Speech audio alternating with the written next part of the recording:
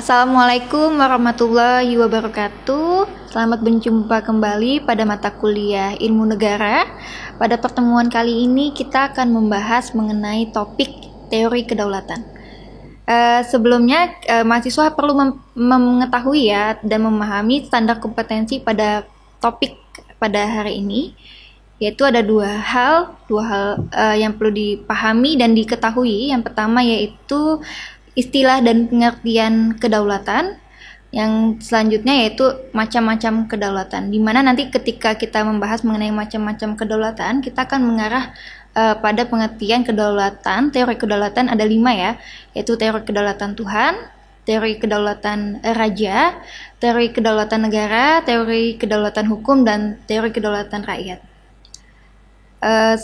Ada 2 pertanyaan yang timbul ketika kita mempelajari mengenai teori kedaulatan. Hal ini karena terkait mengenai awal mula timbulnya teori kedaulatan itu sendiri. Yang pertama yaitu pertanyaannya yaitu dari manakah sumber kekuasaan yang ada di dalam negara tersebut. Pertanyaan selanjutnya yaitu siapakah yang memegang atau memiliki kedaulatan di dalam suatu negara. 2 pertanyaan ini memang menjadi suatu pertanyaan yang kita perlu pahami sebelum kita mempelajari lebih lanjut mengenai pengertian kedaulatan itu sendiri. Karena ketika kita memahami mengenai topik teori kedaulatan, kita akan diarahkan kepada sumber kekuasaan dan juga siapakah yang memegang kedaulatan atau kekuasaan di suatu negara. Selanjutnya mengenai istilah ya, kita pelajari dulu terkait istilah. Memang ada berbagai macam istilah yang muncul ya, yang timbul karena memang di setiap negara itu memiliki istilah yang beragam. Seperti halnya di sini di Inggris, dia kedaulatan diistilahkan menjadi sovereignty. Kemudian ada Perancis yaitu mengartikan menjadi istilah kedaulatan menjadi sovereignty. Kemudian juga ada Italia yaitu soveranus, dari bahasa Latin selanjutnya yaitu soveranus. Di mana istilah-istilah ini sebenarnya saling berkaitan ya, di mana terkait dengan otoritas pemerintahan dan juga dengan hukum. Baik, terkait pengertian kedaulatan ada berbagai macam pengertian yang dikemukakan oleh berbagai macam para ahli ya. Seperti halnya di sini Sutomo mengartikan kedaulatan yaitu suatu kekuasaan yang tertinggi di dalam suatu negara yang berlaku terhadap seluruh rakyat di dalam negara tersebut. Sehingga dari pengertian itu juga muncul juga para ahli yang mengidentifikasikan apa itu ciri-ciri kedaulatan. Seperti halnya William Blackstone dalam hal ini mengidentifikasikan bahwa kedaulatan itu ciri-cirinya ada 4 hal ya. Yang pertama yaitu adanya kekuasaan tertinggi, kemudian adanya kekuasaan yang tidak dapat disanggah, selanjutnya yaitu adanya kekuasaan yang mutlak, dan yang terakhir yaitu kekuasaan tersebut tidak diawasi. Di mana ciri-ciri kedaulatan yang diungkapkan oleh William Blackstone ini sifatnya adalah kumulatif ya. Kumulatif dalam arti bahwa satu ciri yang satu dengan yang lainnya itu saling melengkapi, bukan dalam arti pilihan. Sehingga memang keempat ciri-ciri ini yang harus ada di dalam suatu pengertian kedaulatan. Kemudian masih dalam batas pengertian kedaulatan, di sini kita juga ketahui Jack Hanagel mendefinisikan kedaulatan adalah suatu konsep mengenai kekuasaan tertinggi dalam negara ya. Jadi memang jika kita pahami antara satu tokoh dengan tokoh yang lainnya, pada hakikatnya memiliki garis merah yang sama ya, terkait dengan kekuasaan tertinggi dalam suatu negara. Namun dalam sini Jack Hanagel juga menyampaikan pendapatnya mengenai kedaulatan, di mana memiliki 2 arti penting. Yang pertama itu terkait dengan lingkup kekuasaannya, dan yang kedua yaitu terkait dengan jangkauan kekuasaan. Di mana ketika kita membahas mengenai lingkup kedaulatan, di sini kita akan mengarahkan pada berbagai aktivitas atau kegiatan dalam fungsi kedaulatan itu sendiri. Dan yang kedua yaitu terkait dengan jangkauan kedaulatan yang berkaitan dengan siapa yang menjadi subjek atau pemegang kedaulatan. Selanjutnya juga di sini ada tokoh namanya Jean Bodin ya. Mungkin ini lebih sering kita dengar pendapatnya. terkait kedaulatan, di mana kedaulatan menurut Jean Boddy memiliki 3 sifat pokok. Yang pertama yaitu absolut, di mana absolut ini memiliki arti bahwa kedaulatan tersebut tidak ada batasnya ya, sebab jika ada batasnya maka sifat tertinggi tersebut akan lenyap. Sehingga memang ketika kita membahas mengenai kedaulatan adalah sesuatu yang sifatnya paling tinggi ya, tidak ada lagi hal lain yang lebih tinggi daripada kedaulatan itu sendiri. Kemudian yang sifat pokok selanjutnya yaitu indivisible atau tidak terbagi, dalam arti bahwa kedaulatan itu tidak berasal dari kekuasaan lain yang lebih tinggi dan hanya satu-satunya kekuasaan yang tertinggi. Ini masih saling berkait ya dengan ciri yang sebelumnya yaitu absolut. Kemudian ciri yang selanjutnya yang ketiga yaitu permanen atau abadi, di mana permanen dalam hal ini adalah diartikan kedaulatan yang tetap ada selama negara itu masih berdiri. Sehingga memang ketiga sifat pokok ini akan saling erat kaitannya untuk kita memahami apa itu teori kedaulatan. Dalam hal ini juga Jimmy Asidik mengemukakan ya pendapatnya terkait pengertian kedaulatan. Dalam hal ini kedaulatan diartikan sebagai kekuasaan yang tertinggi dalam suatu negara atau kesatuan yang tidak terletak di bawah kekuasaan lain. Sehingga memang sama halnya dengan tokoh-tokoh yang lain terkait pengertian kedaulatan, maka Jimmy Asidik juga mendefinisikan bahwa kekuasaan itu tidak terletak di bawah kekuasaan lain. Sehingga memang ketika kita membahas kedaulatan suatu negara, maka kita melihat suatu kekuasaan yang paling tinggi di suatu negara tersebut.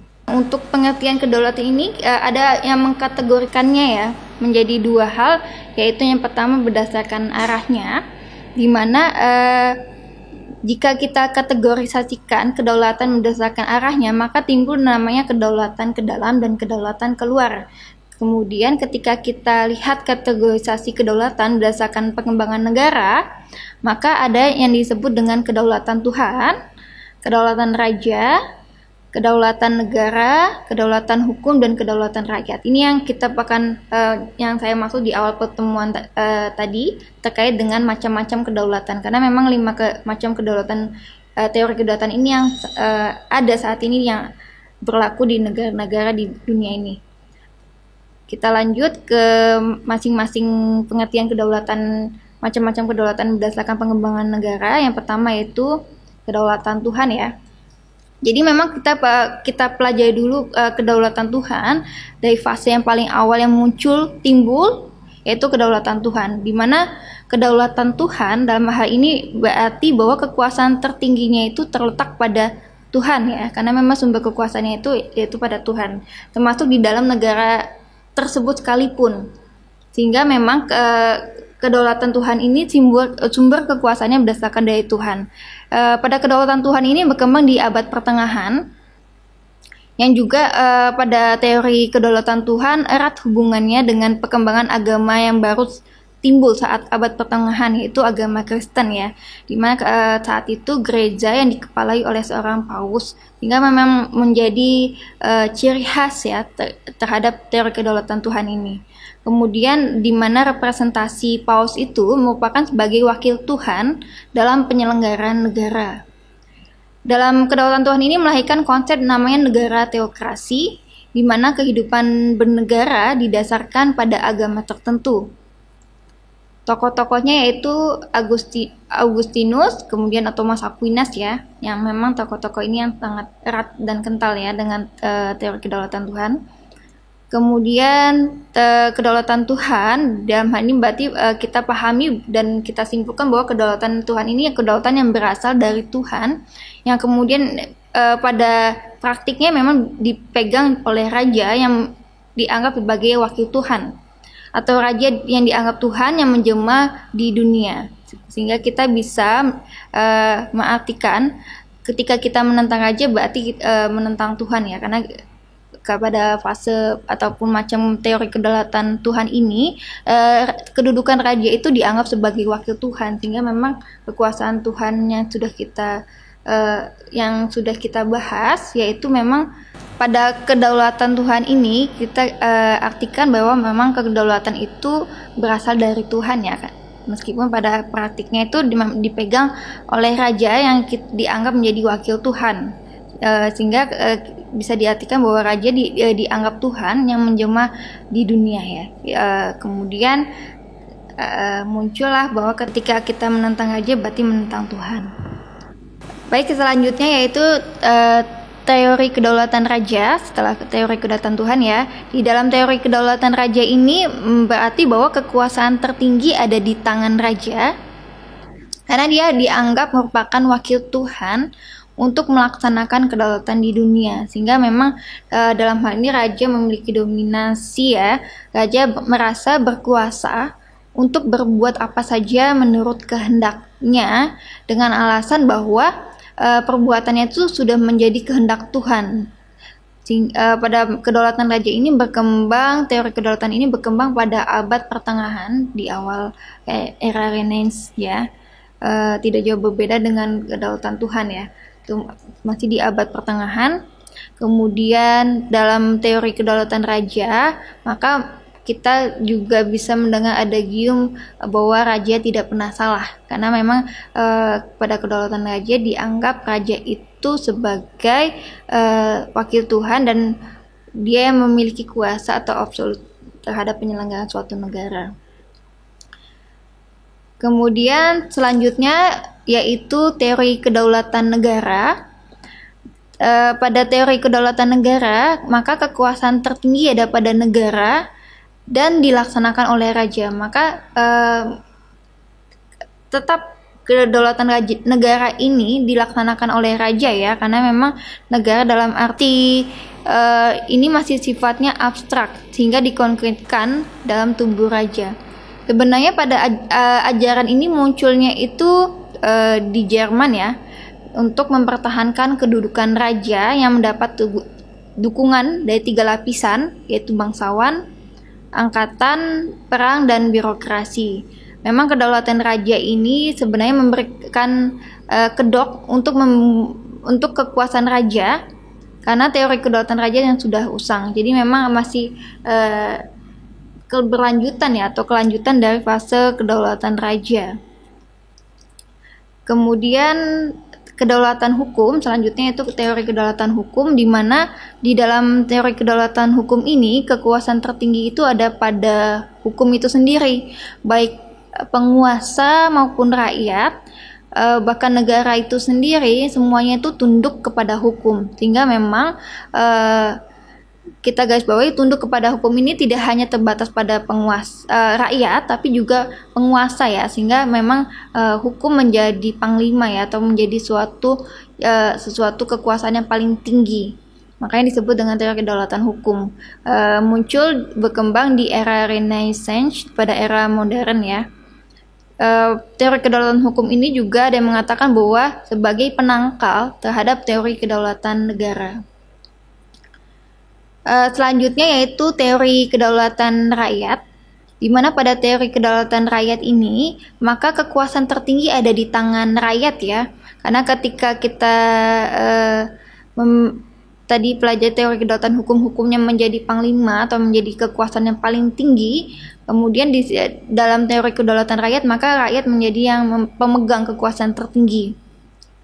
Ajaran di dalam teori kedaulatan rakyat ini juga memberikan makna bahwa kekuasaan yang tertinggi itu pada rakyat itu berasal dari rakyat, oleh rakyat, dan untuk rakyat. Jadi sistem pemerintahan ataupun penyelenggaraan negara di suatu negara itu dari rakyat, oleh rakyat, dan juga untuk rakyat. Jadi memang rakyat memiliki posisi yang paling tinggi ya kedudukannya.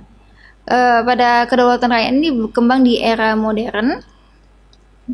Dan munculnya kedaulatan rakyat itu merupakan antitesis terhadap kedaulatan hukum, karena masih ada yang menganggap, dan mungkin beberapa pihak menganggap, bahwa di hukum yang berlaku itu lebih condong untuk kepentingan penguasa, bukan untuk melindungi rakyat. Maka teori kedaulatan rakyat ini muncul di mana memang negara dalam hal ini juga memecah menjadi beberapa kekuasaan. Munculan lembaga perwakilan sebagai representasi rakyat. Sehingga memang teori kedaulatan rakyat itu menjadi fase yang muncul setelah kedaulatan hukum ya.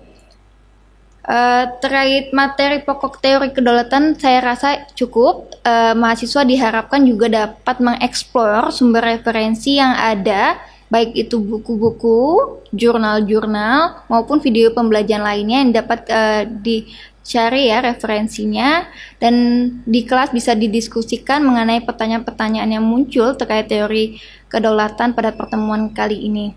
Mungkin sekian untuk pemaparan materi teori kedaulatan pada mata kuliah ilmu negara.